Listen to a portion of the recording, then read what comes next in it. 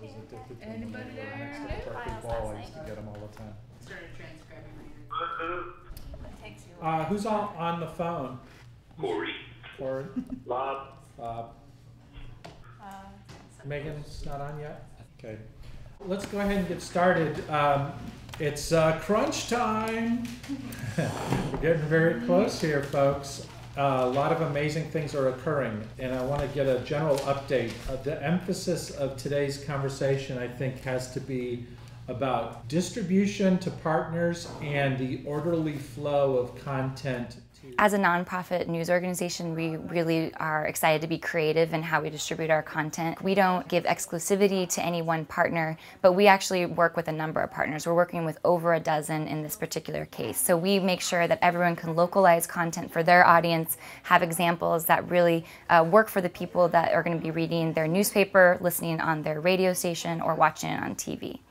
We also have a large number of interactive components. One of the ones we're really excited about is a mobile app that will allow people to pinpoint their location and see if they're near a fault line or a liquefaction zone. So this is something that we hope that people will use so that they're really more knowledgeable about where these fault lines are.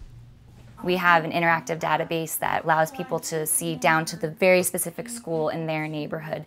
And why it's important is because each school is different. Each school is not going to be rated the same way. So really this needs to get into the hands of people and the local school boards so that they can see that information.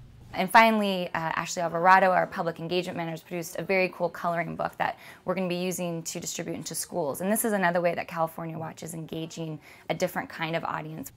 The more we thought about this story and what it means and the fact that the people who are most affected by it may also be the least prepared, the children, we wanted to create a coloring book. We came up with an actual mascot that kind of reflects who we are and allows children an opportunity to learn about earthquakes, something that can be very scary. With a mascot I'd like to think is fun and playful. There's a real demand for this information. Kids don't have it. We initially thought maybe we'll have to come up with the budget to do 2,000 copies. It's quickly grown, and we've already passed the 25,000 mark as far as reserved copies.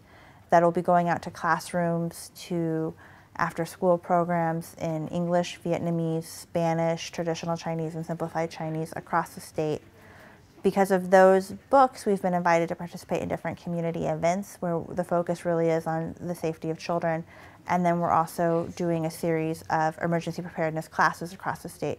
So we're going into communities that most likely don't come to our website on a daily basis. And we're introducing ourselves, we're introducing the subject, and we're hoping to build a relationship that will later inform our journalism.